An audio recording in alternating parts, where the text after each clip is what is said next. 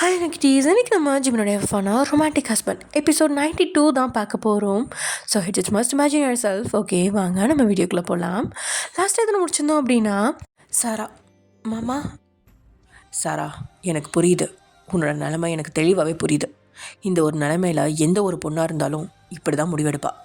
முக்கியமாக குடும்பத்து மேலே அக்கறை இருக்கிற எந்த பொண்ணும் இப்படி தான் முடிவெடுப்பா. அதனால் நீ கில்ட்டியெல்லாம் ஃபீல் பண்ண வேணாம். எல்லோரும் லவ் பண்ணுறவங்களையா மேரேஜ் பண்ணிக்கிறாங்க சொல்லு. சரியா, இவங்க 2 பேரும் பேசிகிட்டு இருக்கும்போது நீங்கள் இவங்களுக்கு பக்கத்துலலாம் வரல, ஆனால் கொஞ்சம் தூரத்தில் வந்துட்டு இருந்தீங்க. இவங்க 2 பேரும் பேச்சு தொடர்றாங்க. நீங்கள் இந்த விஷயத்த சேக்கிக்கிட்ட சொல்லிட்டீங்களா மாமா? எதுக்கு சொல்லணும் அப்படின்னு ஜிமின் சொல்ல, அவனை பாவமாக பார்க்க, இப்போவே இதுக்கு பிரச்சனையை இழுத்து விடணும். உனக்கு நல்லபடியாக கல்யாணம் முடியட்டும், அதுக்கப்புறம் பொறுமையாக சொல்லிக்கலாம். ஆனால் மாமா, அது தப்பு தானே? இந்த உலகத்தில் தப்பு சரின்னு எதுவுமே இல்லை சாரா, அதை முதல்ல புரிஞ்சுக்கோ. அவங்கவுங்க சூழ்நிலைக்கு ஏற்ற மாதிரி முடிவெடுக்கிறது தான் அவங்கவுங்களுக்கு ரைட்டு.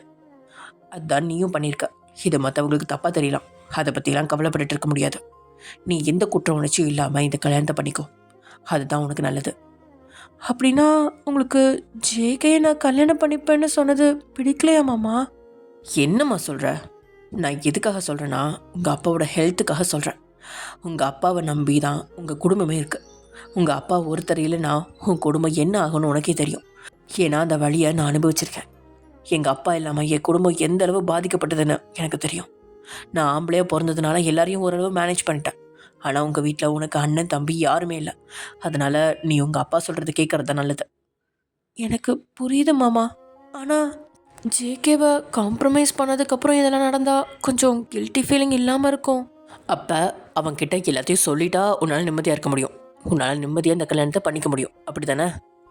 அதுக்கு அவகிட்ட பதில் இல்லை, மௌனம் மட்டும்தான். சரி, ஓகே, நான் சொல்லிக்கிறேன், நீ கவலைப்படாத. ஆனால் நீ அவன்கிட்ட பேச வேண்டிய அவசியம் கிடையாது.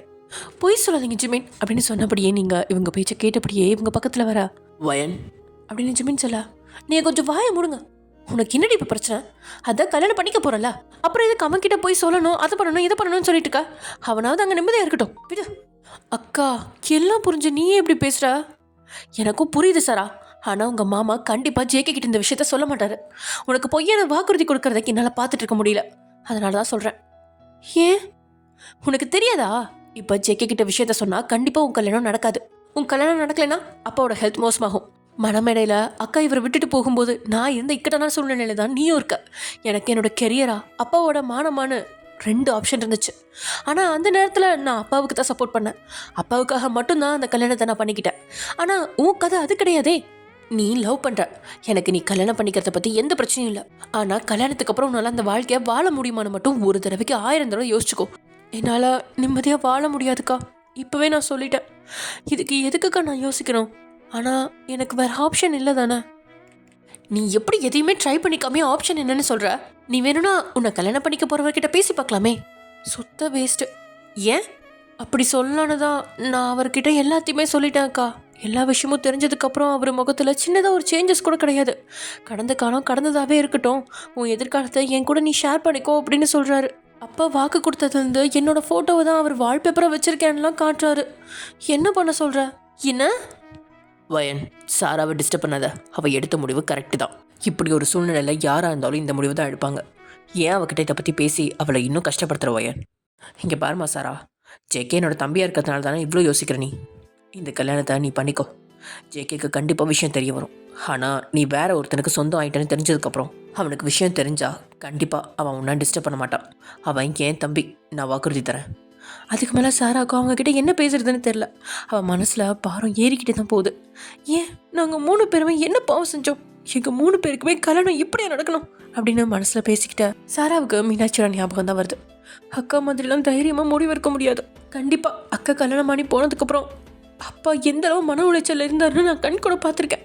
எல்லாத்தையும் நேரில் பார்த்து என்னால் எப்படி அப்படி ஒரு செல்ஃபிஷ் முடிவு எடுக்க முடியும்? நான் அப்படி ஒரு முடிவு எடுத்தா ஒரு குடும்பம் இல்லை 2 குடும்பம் பாதிக்கும். அப்பாவுக்கு ஏதாவது ஆச்சுன்னா அப்புறம் எங்கள் அம்மா கண்டிப்பாக என்ன மன்னிக்கவே மாட்டாங்க. கடவுளே, எனக்கு ஒரு வழியே இல்லையா அப்படின்னு அங்கேருந்த விநாயகர் முன்னாடி கை கூப்பி வேண்டிக்கிட்டவ திரும்பி பார்க்க பெரியவங்க 2 பேரும் ஜாதகம் பார்த்துட்டு வந்துட்டாங்க. அவங்க பக்கத்தில் போக ஜிமின் தான் அவங்ககிட்ட பேசிகிட்டு இருக்கான். என்னம்மா சொல்கிறீங்க? இன்னும் 1 வாரத்துலையா? ஏன்னா 1 வாரத்தில் நிச்சயமா அப்படின்னு சாராவோட மனசும் அடிச்சுக்குது. ஆமாம் மாப்பிள்ள, அப்போது சரியாக நம்ம வயனுக்கு 9 மாதம் ஸ்டார்ட் ஆகிடும். அப்போ வச்சா சரியாக இருக்கணும்னு சொல்கிறாங்க. அவ்வளோ நேரமும் பிடிச்சு வச்சுருந்த மூச்சை அப்போ தான் சாரா சீராக விட்றா. அக்காவோட வளகாப்பா அப்படின்னு அவன் நிம்மதியான மூச்சை முழுசாக விட்டுறதுக்கு முன்னாடியே, அதெல்லாம் சரிதான் மாமா, அது எப்படி வளகாப்பு வைக்கிறதுக்கு முன்னாடி நாளே நிச்சயம் வச்சு ரெண்டையும் மேனேஜ் பண்ணுறது ரொம்ப கஷ்டம். நீங்களே இப்படி சொன்னால் எப்படி மாப்பிள்ள? ஒரே மண்டபத்தை பிடிப்போம், முன்னாடி நாள் நைட்டு நிச்சயதார்த்தம், காலையில் வளகாப்பு, ஒரே வேலையை முடிஞ்சு போயிடும்ல அப்படின்னு உங்களோட அப்பா சொல்ல, சரி மாமா, ஒன்றும் பிரச்சனை இல்லை, பார்த்துக்கலாம். சில மீட்டிங்ஸ் மட்டும் நான் கொஞ்சம் மாற்றி ஸ்கெட்யூல் பண்ண வேண்டியிருக்கும், நான் பார்த்துக்கிறேன் அப்படின்னு சொல்லிட்டு அவன் சாராவை திரும்பி பார்க்க அவ்வளோ பேயறிஞ்ச மாதிரி நின்றுட்டுருக்கா. இவனும் கண்களை மூடி திறந்து ஆறுதல் சொல்கிற மாதிரி கண்ணசிச்சவன் அவங்கள அழைச்சிட்டு ஒரு ரெஸ்டாரண்ட் போய் சாப்பிட்டுட்டே அவங்கள வீட்டில் விட்டுட்டு உங்களை அழைச்சிட்டு வரான். அழைச்சிட்டு வந்தவன் முகம் ஊர்றனே இருக்கா. இப்போ எதுக்கு நீங்கள் உம்மன் இருக்கீங்க? அமைதியாக இருந்துக்கோயன், ஏதாவது பேசுனா கத்தி விட்டுறேன். இப்போ என்ன நடந்துச்சு? எதுக்கு நீங்கள் கோவமாக இருக்கீங்க? என்னடி சொல்லி உங்கள் அப்பா கூப்பிட்டாரு? என்ன சொல்லி கூப்பிட்டாரு? எல்லாம் உன் தங்கச்சிக்கு தானே நாள் குறிக்கிறேன்னு சொல்லிட்டு போனாங்க. இப்போ எதுக்கு வளகாப்பையும் சேர்த்து குறிச்சிட்டு வந்தாங்க, அதுவும் அடுத்த வாரமே. சோபா முடியல அப்படிங்கிற மாதிரி அவனை பார்த்து நீங்கள், உங்களுக்கு உங்கள் பிரச்சனை, அங்கே அவன் வாழ்வாசவான போராட்டத்தில் இருக்கான், இங்கே நான் எங்கள் அப்பா வீட்டுக்கு போகிறது உங்கள் பிரச்சனையாக இருக்குது. வயன், உன்னை விட்டு நான் எப்படி இருப்பேன் அப்படின்னு இப்போது மொத்தமாக அவனோட குரல் கீழே இறங்கி போயிருந்துச்சு. அப்படியே உங்களை இழுத்து தான் பக்கத்தில் உட்கார வச்சுவேன். கண்டிப்பாக போயாகணுமா வயன்? என்னங்க சின்ன பிள்ளை மாதிரி அடம் பிடிச்சிட்ருக்கீங்க? இங்கே இருந்தால் மட்டும் என்ன ரொமான்ஸ் பண்ணிட்டா இருக்கோம், எப்போ பார்த்தாலும் சண்டை தானே. சண்டையா? நான் எங்கடி சண்டை போட்டேன்? ரொமான்ஸ் பண்ணலான்னு தான் பார்க்குறேன். எங்கே டாக்டர் தான் அதுக்கு முட்டுக்கட்டை போட்டாரே. நான் என்ன பண்ணுறது? ரொமான்ஸ் பண்ணாலும் சண்டை போட்டாலும் நீ என் பக்கத்தில் இருக்கணும்டி. ஆசை தான் வயன் அப்படின்னவன் உங்களோட கையை பிடிச்சி ஒவ்வொரு விரலாக பிடிச்சி விட்டுக்கிட்டு இருந்தவன், எனக்கு இங்கே இருக்கவே பிடிக்காதுடி, நான் என்ன தான் பண்ணுவேன்? அப்போ அங்கே கிளம்பி வந்துடுங்க. என்னால் அப்படிலாம் வர முடியாதுடி, உங்ககிட்ட தான் சொல்லியிருக்கேன்ல. நானும் உங்ககிட்ட சொல்லியிருக்கேன்ல, 9 மாதம் ஆயிடுச்சு, எப்படியும் இன்னும் டெலிவரி டேட்டுக்கு 25 நாளோ 30 நாளோ தான் இருக்க போகுது. ஏன் அதுக்கு முன்னாடி கூட டெலிவரி ஆக சான்ஸ் இருக்குது. ஸோ அவ்வளோ நாளாக நம்ம பிரிஞ்சிருக்க மாட்டோம், கொஞ்ச நாள் தான். ஆனாலும் நீ இல்லாமல் என்னால் எதுவுமே பண்ண முடியாதுடி. ரொம்ப ஓவராக சீன் போடாதீங்க. கல்யாணம் ஆன புதுசில் சண்டை போட்டுட்டு தனியாக தானே இருந்தீங்க, அப்போ எல்லாத்தையும் பண்ண முடிஞ்சுது. இப்போ ஓவர் சீன் போடுறது அப்படியே பாசம் பொங்கி வழிகிற மாதிரி தான். ஏன் எனக்கெல்லாம் பாசம் இல்லைன்றியா நீ? அப்படி பச்சையாக சொல்ல முடியாது, ஒரு குத்து மதிப்பாக சொல்லலாம். வயன் விளையாடாதா அப்படின்னவன் இப்போது உங்கள் தோல் மேலே சாஞ்சு உங்களோட கழுத்து வளைவில் முகத்தை புதைக்க, நீங்களும் தான் கணவனோட அன்பில் உள்ளுக்குள்ளே பூரிச்சு தான் போகிறீங்க. இந்த வாசம் இல்லாமல் நான் எப்படி இருப்பேன்? என் புடவை இங்கே தானே இருக்குது, அதை எடுத்து வாசம் பிடிச்சிக்கோங்க. அடுத்து என் பொண்ணை விட்டு நான் எப்படி பிரிஞ்சிருப்பேன்? அப்படி பிரிஞ்சிருக்க முடியலனா சார் எங்கள் வீட்டில் வந்து இருந்துக்கோங்க.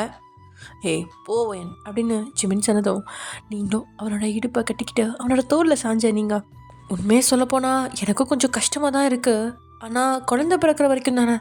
இப்போவே சொல்லிடுறேன் ஜிமின், குழந்தை பிறந்ததுக்கப்புறம் நான் இங்கே இருக்கணும்னு நினச்சிங்கன்னா 2 மாதம் வீட்டில் இருந்து வேலை பார்க்குற மாதிரி எல்லாத்தையும் அரேஞ்ச் பண்ணிக்கோங்க, சரியா? சரிடி. அப்புறம் குழந்தை பிறந்ததுக்கப்புறம் நீங்கள் என் பக்கத்துலேயே இருக்கணும், குழந்தைய பார்த்துக்க எல்லாரும் இருப்பாங்க, என்னை பார்த்துக்க தான் ஆள் இருக்க மாட்டாங்க. எங்கள் அம்மா வீட்டில் இருந்தால் என்னையும் அவங்க சேர்த்து பார்த்துப்பாங்க. அப்போ எங்கள் அம்மா பார்க்க மாட்டாங்களா?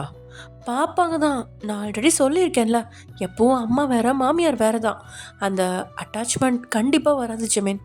எங்கள் அம்மா கூட தான் உங்கள் மேலே அவ்வளோ மரியாதையாக பாசமாக இருக்காங்க. நீங்கள் என்ன உங்கள் அம்மா கிட்டே இருக்கிற மாதிரி எங்கள் அம்மா கிட்டே இருக்கீங்களா என்ன? சரி சரி விடு ஜிமின், இதெல்லாம் நார்மல் டெலிவரி ஆனால் தான் இப்படி இருக்கும். ஏன் உனக்கு நார்மல் டெலிவரி தான் ஆகும்? ஏன் ஒரு வேளை ஆப்ரேஷன் ஆகிடுச்சுன்னா உன்னை கொன்றுவேன். என்ன ஆப்ரேஷன் பண்ணால் என்ன கொன்றுவீங்களா? அப்படிலாம் பேசாத வயன். இல்லை ஜிமின், எல்லாத்துக்கும் உங்கள் மனசை நீங்கள் இப்போவே தயார் பண்ணி வச்சுக்கோங்க, எனக்கு தெரிஞ்ச ஆப்ரேஷன் தான். அவனும் உங்களை பாவமாக பார்க்கா இப்படி பேபி ஃபேஸ் வச்சு என்னை மயக்க வேணாம். வயிறு பாருங்கள் எவ்வளோ பெருசாக இருக்குன்னு. அதனால் இப்போ ஆப்ரேஷன்லாம் நார்மல் ஆகிடுச்சுங்க, யார் பயப்படுறா? நார்மல் டெலிவரி ஆகிறவங்க கூட ஐயோ எனக்கு ஆப்ரேஷன் பண்ணி விடுங்கன்னு சொல்கிறாங்க. நான் கத்துற கதறெல்லாம் உங்களால் கேட்க முடியுமா? ஆப்ரேஷன்னா கத்தவே வேணாம், ஈஸியாக முடிஞ்சிடும். என்ன ஆப்ரேஷன் பண்ணதுக்கப்புறம் தான் அதோட வேலையை காட்டும். வயன் எனக்கு பயமாக இருக்குடி. ஜிமின் என்னது சின்ன குழந்தை மாதிரி? நான் ஹெல்த்தியாக தான் இருப்பேன் ஆஃப்டர் டெலிவரி கூட, ஏன்னா நீங்கள் என் பக்கத்துலேயே தானே இருக்க போகிறீங்க. ஜிமின் பட்டுன்னு உங்களோட இதில் அப்படின்னு இச்சனை கொடுக்க, டேய் என்ன பண்ணுற அப்படின்னு நீங்கள் கேட்டதும் மறுபடியும் அவன் அப்படின்னு சொல்ல, சி எச்சி அப்படின்னு உங்களோட ஒத்துட்டு நீங்கள் தடைக்கா இப்போ முன்னாடி விட அழுத்தமாக ரொம்பவே அழுத்தமாக உங்களை அவன் கிஸ் பண்ண தொடங்கியிருக்கான். அந்த முத்தத்தில் அத்தனை காதல், அத்தனை அன்பு. 2 பேரும் ஒருத்தர் அந்த முத்தத்தில் அவங்களோட அன்பை அளவுக்கு மீறி வெளிப்படுத்திட்டு இருக்கீங்க. அதே சமயம் இங்கே லட்டு கதவை சாத்திக்கிட்டு ரூமுக்குள்ளே போக, பொண்ணையோடனே டேயும் அவள் பின்னாடியே போக, அவளும் அதுக்குள்ளே பாத்ரூம்குள்ளே நுழைஞ்சிட்டா. அப்புறம் அவனே மணியை பார்க்க, ஓ டைம் ஆகிடுச்சு, இப்போ நானும் குளிச்சாதான் சீக்கிரம் கோவிலுக்கு போக முடியும், இல்லை இந்த டிராஃபிக்கில் கோவிலுக்கு போகிறதுக்குள்ளே நட சாத்திடுவாங்களே அப்படின்றத உணர்ந்து தன்னோட ட்ரெஸ் எல்லாம் எடுத்துக்கிட்டு அவன் பக்கத்தில் இருந்த ரூம்குள்ளே நுழைஞ்சு அங்கேருந்த பாத்ரூம்குள்ளே ரெடியாக ஆரம்பிச்சிட்டான். அதுக்குள்ளே கிச்சனில் ஏதோ உருட்டுற சத்தம் கேட்கா. அதுக்குள்ளே குளிச்சிட்டாடா அப்படின்னு டே எட்டி பார்க்கவே கண்குள்ளே காட்சியாக இருக்குது. ஆமாம், ஈரத்துண்டா தலையில் கட்டினபடியே அவசரமாக புடவை கட்டியிருப்பா போல. அது நல்லாவே அவனுக்கு தெரியுது. ஏன்னா அவள் பொறுமையாக கட்டியிருந்தா அங்கங்கே பின் குத்திருப்பா. ஆனால் அவள் சேஃப்டி பின் குத்தாது தான் அவன் கண்களுக்கு அது விருந்தாகி போகுது. அவளோட அழகில் அவன் சொக்கி விழுந்துட்டுருக்கான். அதுக்கு மேலே தூரத்துலேருந்து அவளை பார்க்க முடியாத டேயோ சத்தம் போடாமல் அவள் பின்னாடி வந்து அவளை நெருங்கி நிற்கா. அவளோட மூச்சு காத்தே அவளுக்கு அவனை காட்டி கொடுத்துருச்சு. அவளோ அவன் எதிர்பார்க்காத நேரத்தில் திரும்பி என்ன அப்படின்னு கேட்கா. டீ போடுறிய லட்டு, நான் ஏதாவது ஹெல்ப் பண்ணவா அப்படின்னு அவனோட வார்த்தைகள் அக்கறையாக இருந்தாலும் அவனோட பார்வையோ அவளை மேய்ச்சிட்ருக்கு. மாமா சொல்லுடி, காலையிலே இப்படி குளுகுலுன்னு குளிச்சுட்டு வந்து அதுவும் புடவையா இப்படி அரைக்குறையாக கட்டிட்டு வந்துடுன்னா உன் மாமனோட நிலமை என்ன ஆகும்னு கொஞ்சம் யோசிச்சு பார்த்தியாடி, அழகு பொண்டாட்டி அப்படின்னு அவன் அவளோட முதுகில் கிஸ் பண்ண போக, மாமா உன் ஸ்ட்ரக்சர் எப்படி இருக்கு தெரியுமா லட்டு அப்படின்னு அவன் பலமாக மூச்சு விட்டபடியே சொல்ல, இன்னைக்கு கோவிலுக்கு போகிறத கேன்சல் பண்ணிடலான்னு தோணுது லட்டு அப்படின்னபடியே அவன் அவளை நெருங்கி வர, அவ்வளோ அங்கேருந்த கரண்டி எடுத்து அவனை தடுத்தவா, ஒழுங்கா போய் கிளம்புங்க, விளையாட்டலாம் அப்புறம் வச்சுக்கலாம். லட்டு ஒரே ஒரு கிஸ் மட்டும் டி. மாமா நம்ம கோவிலுக்கு போக போகிறோம். சாமி ஒன்றும் சொல்லாத லட்டு. ஐயோ, கோவிலுக்கு போகும்போது பத்தியோட போகணுமாம்மா, இப்படி தப்பான இன்னும் மனசில் இருக்கக்கூடாது. உங்களுக்கு இந்த புடவை கட்டினது தானே உங்கள் கண்ணை உறுத்திட்டு இருக்கு. இருங்க கழட்டிட்டு வேற ட்ரெஸ் மாற்றிட்டு வரேன். ஹே என்னடி பண்ணுறா, வேற என்ன பண்ண சொல்கிறீங்க? கோவிலுக்கு போகிறேன்னு தான் புடவை கட்டினேன். அப்படின்னாவா, அப்போ கோவிலுக்கு போயிட்டு வந்து கிஸ் பண்ணலாமா? இப்போ உங்ககிட்ட நான் என்ன சொன்னேன்? இந்த மாதிரி எண்ணம்லாம் இருக்கவே கூடாது கோவிலுக்கு போகும்போது. ரொம்ப பண்ணுறடி. அன்னிக்கிட்டே சொல்லிட்டீங்களா? ஏன்னா வயன் அன்னிக்கிட்ட. ஹோய் பொறாம பிடிச்சவளே, நான் ஒன்றும் பொறாம பிடிக்கல. அப்புறம் இதுக்கு என்ன அர்த்தம்? என் புருஷன் மேலே எனக்கு தான் உரிமை இருக்குது, வேறு யாரும் உரிமையாக பேசினா எனக்கு பிடிக்கல. அப்படியா? உனக்கு எல்லா உரிமையும் இருக்கா? அப்போ சரி, நீ என்ன பண்ணுற, என்ன போட வேணான்னு கூப்பிடு. என்ன இப்போ தானடி சொன்னேன், வயன் என்ன போட வேணான்னு கூப்பிட்றது பிடிக்கலன்னு. அப்போ நீ கூப்பிடு, நான் ஒன்றும் தப்பாக நினச்சிக்க மாட்டேன். சார்லேருந்து மாமா வர்றதுக்கே இந்த பாடு, இதில் டா போட்டு வேற கூப்பிடணுமா அப்படின்னு தலையில் அடிச்சுக்க. லட்டு கூப்பிடு லட்டு, உங்களுக்கு தான் வேலை இல்லை எனக்குமா இல்லை அப்படின்னு ஒரு கப் காஃபி எடுத்து அவன்கிட்ட கொடுத்துட்டு ரூமுக்குள்ளே நுழைஞ்சு புடவையை சரி பண்ணிகிட்ருக்கா. அவனும் உள்ளே நுழைஞ்சு அவளோட புடவை கட்ட பார்த்தபடியே தான் நுழையிறான். அப்போ தான் லட்டு இடுப்பு பக்கம் தெரிஞ்ச புடவையை எடுத்து பின் செஞ்சிட்ருக்கா. அதை பார்த்து பெருமூச்சு ஒன்று விட்டவன் அவனும் ரெடியாகி அவனையும் அழைச்சிட்டு அங்கே பக்கத்தில் இருந்த கோவிலுக்கு போகிறான். அந்த கோவிலில் ரொம்பவே வித்தியாசமாக இருக்குது. அது முருகன் கோவில் அப்படின்னு தான் சொல்லுவாங்க. ஆனால் அங்கே எல்லா சாமியும் இருக்குது. எல்லாத்தையும் தரிசனம் பண்ணி அர்ச்சனைலாம் பண்ணி 2 பேரும் மன திருப்தியோட அங்கேருந்து திட்டில் அவங்க உட்காரா. அப்போ பிரசாதத்தை எடுத்து டேக்கு லட்டு ஊட்டி விடுறான். டேயும் அவளுக்கு ஊட்டி விடா. டேஸ்டாக இருக்குல்ல, கோவிலில் செய்கிறது தான் அப்படின்னு சிலாகித்துட்டே சொல்ல, கோயில் நல்லா இருக்குல்ல அப்படின்னு சுற்றி முற்றி பார்த்து லட்டு சொல்ல, அப்படின்னு அவன் சுற்றி முற்றி பார்த்துட்டு அவளோட கையை தான் உள்ளங்கையோட கோத்துவன். எத்தனை மாதம் அப்படின்னு கேட்கா. அவ்வளோ நேரமும் புன்னகையோட பேசிகிட்டு இருந்தவா அவன் சொன்னதை கேட்டு குற்ற உணர்ச்சியோட டேயை பார்க்க அவளுக்கும் கஷ்டமாக தான் இருக்குது. லட்டுவோட மனநிலையும் டேக்கு புரியுதான். சொல்லு, எதுக்கு இப்போ ஷாக் ஆகுறா? உங்களுக்கு எப்படி தெரியும்? எப்படியோ தெரியும். நீங்கள் சொல்லுங்கள் முதல்ல. வேற யார் சொல்லுவா? வயன் ஜெமின் தான் சொல்லுவாங்க. வாட்? அவங்களுக்கு விஷயம் தெரியுமா? எதுக்கடி இப்போ நீ ஷாக்கு மேலே ஷாக் ஆகுற? ஐயோ, எப்படி அவங்களுக்கு தெரியும்? So simple. உன்னை அட்மிட் பண்ண ஹாஸ்பிட்டலில் டாக்டர் இருப்பாங்கல்ல, அவர்கிட்ட கேட்டு தெரிஞ்சிருப்பாங்க. அப்படின்னா எங்கள் வீட்டுக்கு தெரிஞ்சிருக்குமா? என்ன தாண்டி உன் பிரச்சனை? சார் இல்லை மாமா, உங்ககிட்ட எதையும் மறைக்கணும்னு நான் நினைக்கல. ஆனால் இவ்வளோ நாள் நான் இருந்த மனநிலைமை நீங்கள் என்கிட்ட பேசாமல் இருந்தது, லாஸ்ட்டாக வயன் அன்னிக்கிட்ட பேசும்போது என்னை வெறுத்த மாதிரி பேசினது எல்லாமே சேர்த்து எனக்கு இந்த குழந்தை தேவைதானு யோசிக்க வச்சிருச்சு. அவனும் அவளை கோவமாக பார்த்து, கோவப்படாதீங்க அப்படின்னு அவன் கையை பிடிச்சி அழுத்தினவா. அப்படி நினச்சது ஒரு செகண்ட் தான். அதுக்கப்புறம் எனக்கு என்ன பண்ணுறதுன்னு தெரியல. கண்டிப்பாக இந்த விஷயம் வெளியே தெரிஞ்சால் எல்லோரும் என்னை தப்பாக தானே நினைப்பாங்க. நீங்களே சொல்லுங்கள், எல்லாத்துக்குமே தெரியும். கல்யாணமான உடனே நான் இங்கே கிளம்பி வந்துட்டேன். அப்படி இருக்கும்போது நான் ப்ரெக்னெண்ட்டாக இருக்கேன்னு சொன்னால் கல்யாணத்துக்கு முன்னாடி நம்ம தப்பு பண்ணது எல்லாத்துக்கும் தெரிஞ்சு உங்களை யாரும் எதுவும் பேச மாட்டாங்க. ஆனால் முக்கியமாக உங்கள் அம்மாவை நினச்சதான் எனக்கு அவ்வளோ பயமாக இருந்துச்சு. மற்றவங்க கிட்ட சொல்ல உனக்கு தயக்கம், ஓகே. ஆனால் என்கிட்ட சொல்ல உனக்கு என்னடி தயக்கம்? உங்ககிட்ட சொல்கிறதுக்கு எனக்கு எந்த தயக்கமும் இல்லை தான். நீங்கள் சந்தோஷப்படுவீங்கன்னு எனக்கு நல்லாவே தெரியும். ஆனால் உங்கள் சந்தோஷத்தை நீங்கள் கண்டிப்பாக ஷேர் பண்ணுவீங்க தானே உங்கள் அம்மா கிட்ட. இதனால தான் நீ சொல்லலையா? ஆமாம். எவ்வளோ நாள் மறைச்சி வச்சிருக்க நினச்ச? ரொம்ப நாள் மறைக்க முடியாதுன்னு எனக்கும் தெரியுமாம்மா. நேற்று நைட்டு வரைக்கும் இந்த விஷயம் உங்களுக்கும் எங்கள் வீட்டில் உள்ள யாருக்குமே தெரியக்கூடாதுன்னு நினச்சேன். ரிப்போர்ட்ஸ் எல்லாமே மறைச்சி கூட வச்சேன். அப்புறம் இதெல்லாம் எப்படி யாருக்கிட்டையும் சொல்லாமல் மறைக்க போகிறதுன்னு அதுவே எனக்கு ஒரு மன உளைச்சலாக இருந்துச்சு. அதனால தான் தூங்காமல் இருந்தேன். ஆனால் நான் யார்கிட்டேருந்து மறைக்கணும்னு நினச்சனோ அவரே காலையில் வந்து நின்னா எனக்கு எப்படி இருக்கும்? அந்த ஷாக்கில் தான் உங்ககிட்ட நான் சண்டையை போட்டேன். அடுத்து என்ன முடிவு எடுக்கிறதுன்னு தெரியாமல் இருந்துச்சு. ஆனால் இப்போ தெளிவாக இருக்கேன். அது என்ன முடிவுனா, இன்னும் 1 மாதம் போகட்டும். அதுக்கப்புறம் சொன்னால் கண்டிப்பாக எல்லோரும் ஏற்றுப்பாங்க. ஏன்னா நீங்கள் தான் என் கூட இருக்கீங்களே. இல்லைனாலும் நீங்கள் எப்படியும் வந்துட்டு போயிருக்கீங்களே. ஒரு வேளை போயிட்டா கூட இங்கே வந்துட்டு போனீங்கன்னு அவங்களுக்கு தெரியும்ல அப்படின்னு லட்டு படப்படான்னு பேசி முடிக்க அவளோட நிலைமையும் புரியுது. அதனால் அவளோட கையை இறுக்கமாக பிடிச்சவன், எல்லா தப்பும் ஏன் மேலே தான். நீ என்னை விட்டு போனதும் நான் உன்னை தேடி வந்திருக்கணும். அப்படி வந்திருந்தா உனக்கு இப்படி ஒரு இன்செக்யூரிட்டி ஃபீலிங் வந்திருக்காதுல்ல.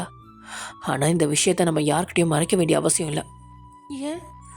ஏன்னா எனக்கும் என் குடும்பத்துக்கும் இனி எந்த சம்மந்தமும் இல்லை. என்ன சொல்கிறீங்க மாமா? நான் இங்கே வர்றதுக்கு 1 நாள் முன்னாடி தான் எல்லா விஷயத்தையும் ஜிமின் சொன்னார். சொன்னது மட்டும் இல்லை, ப்ரூஃப் கூட எனக்கு காட்டினார். நான் எவ்வளோ பெரிய முட்டாளாக இருந்திருக்கேன்ல லட்டு. எப்படியும் ஜிமின் 3வது மனுஷன் தானே. அவர் எந்த அளவுக்கு பொறுப்பாக இருந்து உன்னையும் குடும்பத்தையும் ப்ரொடெக்ட் பண்ணியிருக்காரு. ஆனால் இது எதுவுமே தெரியாமல் நான் எப்படி இப்படி ஜடம் மாதிரி இருந்திருக்கேன் எனக்கே தெரியல லட்டு. எனக்கு எதுவுமே புரியல. எங்கள் அம்மா இப்படியா மாறி போவாங்க? அது என்னால் ஏற்றுக்கவே முடியல. உனக்கு நடந்த அநியாயத்தை கேட்காம விட்டேன்ல லட்டு. நீ இந்தளவு மன போராட்டத்தில் இருக்கேன்னு சொல்லும்போது என்னால் உனக்கு எதுவுமே பிரயோஜனம் இல்லைல்ல. மாமா கவலைப்படாத. இனிமேல் அப்படி ஒரு நிலைமை கண்டிப்பாக உனக்கு வராது. நான் உன்னை பார்த்துப்பேன். என் மேலே உனக்கு நம்பிக்கை இருக்குது தானே? 100%. இப்படி ஒரு குடும்பம் யாருக்குமே நடக்கக்கூடாதுடி. என் பொண்டாட்டி கர்ப்பமாக இருக்கிற விஷயத்தை என்கிட்ட மறைக்கணும்னு நினைக்கிற அளவு இந்த விதி விளையாடிடுச்சு பார்த்தியா? அதெல்லாம் இருக்கட்டும் மாமா. என்னாச்சு? நீங்கள் ஏன் உங்கள் குடும்பத்தை விட்டு பிரிஞ்சுட்டேன்னு சொன்னீங்க? இதுக்கு மேலே என்னால் எப்படி அவங்கள என்னோடய ஃபேமிலியை நினைக்க முடியும் சொல்லு? உண்மையாகவே அவங்க என்னை பற்றி அம்மா தானான்னு எனக்கே டவுட்டாக இருக்குது. இப்படியெல்லாம் பேசாதீங்க. அவங்க உங்கள் மேலே பாசமாக தான் இருந்தாங்க. Stop it laddu. ஏன் மேலே பாசம் வச்சுருக்காங்கிறதுக்காக அவங்க எந்த க்ரைம் வேணால் பண்ணலாமா? அவங்க பண்ண வேலையெல்லாம் போலீஸில் சொன்னால் என்ன நடக்கும் தெரியுமா? ஐயோ இப்படிலாம் பேசாதீங்க. என்ன நீ உங்கள் அண்ணனை கொலை பண்ண பார்த்துருக்காங்க. அவங்க என்ன மன்னிச்சிட்டியா லட்டு? எப்படி உன்னால முடியுது? இதுவே எனக்கு நடந்துருந்துச்சுன்னா கண்டிப்பாக எல்லாரையும் போலீஸில் பிடிச்சி கொடுத்துருப்பேன். மற்றவங்கன்னா நம்ம இது மாதிரி ஸ்டெப் எடுக்கலாம். அவங்க உங்களோட அம்மா. எப்படின்னா அப்படிலாம் செய்வேன் மாமா. நீங்கள் எனக்கு எவ்வளோ இம்பார்ட்டண்ட்டோ அந்தளவு உங்கள் ஃபேமிலியும் எனக்கு இம்பார்ட்டண்ட். விரக்தியான சிரிப்பாக சிரிச்சவன், ஃபேமிலியே இல்லைன்னு ஆயிடுச்சு. இதுக்கு மேலே அதை பற்றி நீ பேசுகிறத வேஸ்ட்டுடி. மாமா சும்மா பேசிட்டு வந்தால் உறவு இல்லைன்னு ஆகிடுமா? இப்போதைக்கு நடந்த விஷயத்தால் நீங்கள் கோவமாக இருக்கீங்க. சீக்கிரம் எல்லாமே சரியாயிடும். உங்கள் அம்மாவே என்ன ஏற்றுப்பாங்க. ஆனால் என்னால் எங்கள் அம்மாவை ஏற்றுக்க முடியாது. அதுக்கு அவ்வளோ அதிர்ச்சி அவனை பார்க்க. உனக்கு என்ன நான் பேசுகிறது விளையாட்டாக தெரியுதா? சும்மா வாயால் இல்லை, வக்கீலை கூட்டிகிட்டு வந்து எனக்கும் அந்த குடும்பத்துக்கும் அந்த குடும்பத்தில் உள்ள சொத்துக்கும் எந்த சம்மந்தமும் இல்லைன்னு பேப்பரில் எழுதி சைன் பண்ணிட்டு வந்திருக்கேன். சார் என்ன பண்ணியிருக்கீங்க? நீங்கள் பண்ணது கரெக்டா? என் மனசாட்சிக்கு நான் பண்ணது 100% கரெக்ட். இல்லை சார் தப்பு பண்ணுறீங்க. இப்போ தான் நான் சரியாக இருக்கேன். எப்படி சார்? இத்தனை வருஷம் உங்களை பெற்று வளர்த்த அம்மாவுக்கு இல்லாத அக்கறையா எனக்கு? எனக்காக நீங்கள் அவங்கள விட்டுட்டு வந்தது எனக்கு ரொம்ப கஷ்டமாக இருக்குது. அவங்க என்ன வேணாலும் பண்ணிட்டு போகட்டுமே. எல்லாத்தையும் உங்களுக்காக தானே பண்ணாங்க. அவங்களுக்கு என்னை பிடிக்கல, அவ்வளோதான். அதுக்காக அவங்களுக்கு இவ்வளோ பெரிய தண்டனை நீங்கள் கொடுக்கணுமா? உன் அளவுக்கு பெரிய மனசில் அவங்களுக்கு கிடையாதுடி. அதுவும் இல்லாமல் நான் வேற நீ வேற கிடையாது. இதை நிறைய தடவை எங்கள் அம்மாவுக்கும் புரிய வச்சுருக்கேன். அவங்களும் புரிஞ்சுக்கிட்டாங்க. புரிஞ்சவங்க இப்படி கிரிமினல் வேலை பண்ணியிருக்காங்கன்னா அவங்க மைண்ட் எந்த அளவுக்கு சீப்பாக இருந்திருக்கு. இது எப்படி தெரியுமா இருக்கு? அவங்க குழந்தை வாழணுங்கிறதுக்காக மற்ற குழந்தைய அழிக்கிறது எந்த விதத்தில் நியாயம்? இந்த விஷயம் எல்லாம் அவங்க அண்ணனுக்கு தெரிஞ்சா அவர் எந்த அளவு வேதனைப்படுவார். என்னால் முடியாது. அவங்க மூஞ்ச கூட பார்க்க கூட நான் விரும்பல. எல்லாரையும் விட்டுட்டு தான் நான் உன்னை தேடி வந்திருக்கேன். அப்புறம் நான் வர்ற வழியில தான் வயனனுக்கு ஃபோன் பண்ணி சொன்னான். அப்படின்னு சொல்லிட்டு லட்டுவோட வயிற்ற குனிஞ்சு பார்த்தவன் அந்த குட் நியூஸ் சொன்னதும் நான் வானத்துக்கு பூமிக்கும் குதித்தேன்.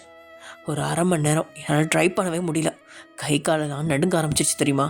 நான் அப்பாவாக போகிறேன்னு அந்தளவு ஃபீல் பண்ணிட்டு வந்தேன். ஆனால் நான் தான் எல்லாத்தையும் சேர்த்து வச்சுருக்கேன். இதில் உன் மேலே தப்பு கிடையாது. அதனால் நீ இனிமேல் என்கிட்ட சாரி கேட்க வேண்டிய அவசியம் இல்லை. சரி மாமா, கூலாகுங்க அப்படின்னு எமோஷ்னலாக இருந்த கையை பிடிச்சி லட்டு தடவி கொடுக்கா. சரி சொல்லு, இன்னும் எத்தனை மாதம்னு சொல்லவே இல்லை நீ. நம்ம பிரிஞ்சு எத்தனை மாதம் ஆகுது? 1 மாதம் தானே ஆகுது. ஆமாம். அப்போது 1 மாதம்தான். இல்லை, நீ எனக்கு சொன்னியா நம்ம டூர் போன இடத்துல ஒன்றா இருந்தோன்னு? ஒரு வேளை அப்போ தான் பேபி ஃபார்ம் ஆகிடுச்சோன்னு நினச்சி கேட்டேன். ஏன் மாமா, ஏன் இப்படிலாம் நினைக்கிறீங்க? அப்படி மட்டும் ஆகியிருந்துச்சு அதுக்கு மேலே என்னால் யோசிக்கவே முடியாது. ஏன் ஆனால் என்ன? உங்களுக்கு ஒன்றும் பிரச்சனை இல்லை மாமா. ஆனால் இந்த 1 மாதத்தையே நான் எப்படி காலி பண்ணுறதுன்னு மண்டையை போட்டு குடஞ்சிட்டு இருந்தேன். இது கோவிலாக இருக்குது. இல்லைன்னு வச்சுக்கோ, என் குட்டி தங்கத்துக்கு நான் மொத்தம் கொடுத்துருப்பேன். சரி, நீங்கள் ஏன் விஷயம் தெரிஞ்சுக்கிட்டே என்கிட்ட தெரியாத மாதிரி நடிச்சிங்க? நடிக்கவெல்லாம் இல்லடி. உன்னை பார்த்ததுமே நீ ஓடி வந்து என்கிட்ட அந்த விஷயத்த சொல்லுவேன்னு எக்ஸ்பெக்ட் பண்ணேன். ஆனால் நான் நினச்சது எதுவுமே நடக்கலை. நீ என் மேலே கோவமாக மட்டும்தான் இருந்த. அப்போவே தெரிஞ்சிருச்சு இந்த விஷயத்தை என்கிட்ட மறைக்கிறேன்னு. ஆனால் என்ன ரீசன்னு தெரில. சரி, நீயே சொல்கிறப்ப நான் கேட்டுக்கலான்ற மைண்ட் செட்டுக்கு வந்துட்டேன். என்னோடய வாய் சும்மா இருக்கணுமே, அதான் நைட்டு வளரிட்டேன். நீங்கள் அப்படி சொல்லாட்டியும் நான் கண்டிப்பாக உங்ககிட்ட உண்மையை சொல்கிற ஐடியாவில் தான் இருந்தேன். உங்ககிட்டயே இது நம்ம எப்படி வீட்டுக்கு தெரியாமல் மேனேஜ் பண்ணலான்னு டிஸ்கஸ் பண்ணலான்னு நினச்சேன். நான் ரொம்ப அன்லக்கியான கேர்ள். ஏன் இப்படி சொல்கிற? பாருங்கள், எங்கள் வீட்லேயும் சரி உங்கள் வீட்லேயும் சரி இந்த குழந்தை தான் முதல் குழந்தை. ஆனால் இந்த குழந்தை உருவாகி இருக்கிறது 2 வீட்டுக்குமே சொல்ல முடியல.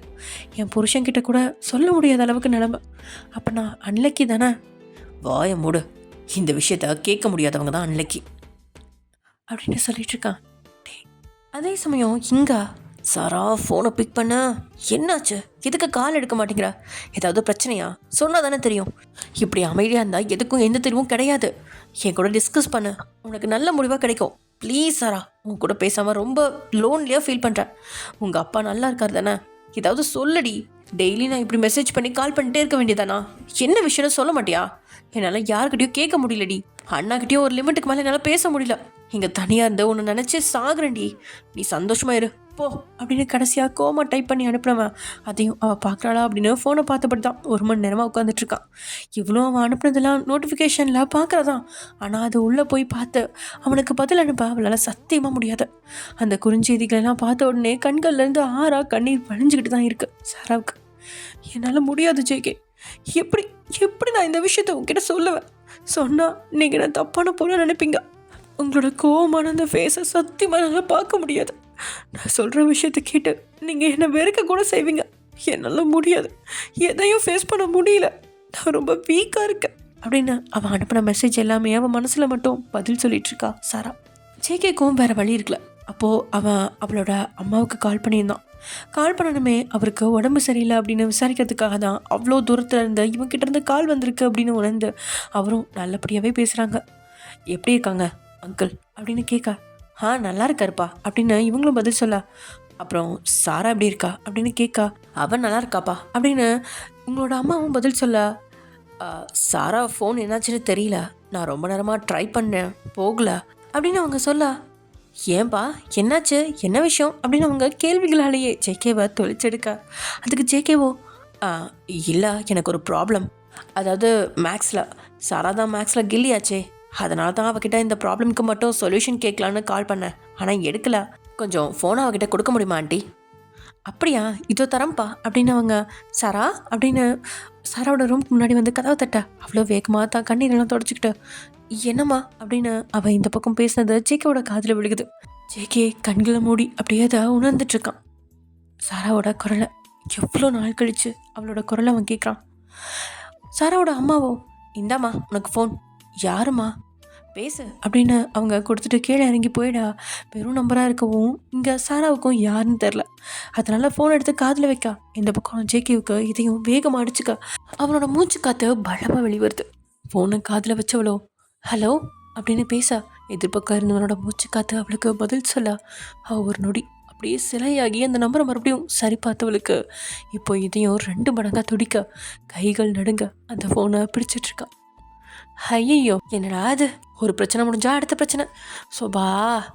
ஓகே டியர்ஸ், இதோட இந்த எபிசோட முடிச்சுக்கலாம். நெக்ஸ்ட் எபிசோட என்ன நடக்க போகுது அப்படிங்கிறத நெக்ஸ்ட் எபிசோட்ல பார்க்கலாம். ஓகே, பாய்.